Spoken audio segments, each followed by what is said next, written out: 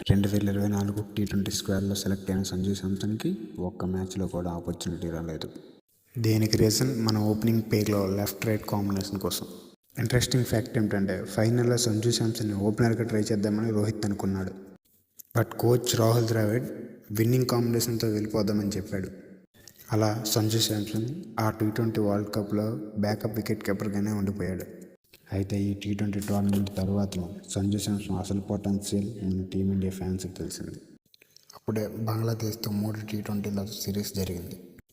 అయితే మొదటి 2 T20 మ్యాచ్లు అంతగా రాణించకపోయినా 3వ T20 నుంచి సంజు అసలు విధ్వంసం మొదలైంది.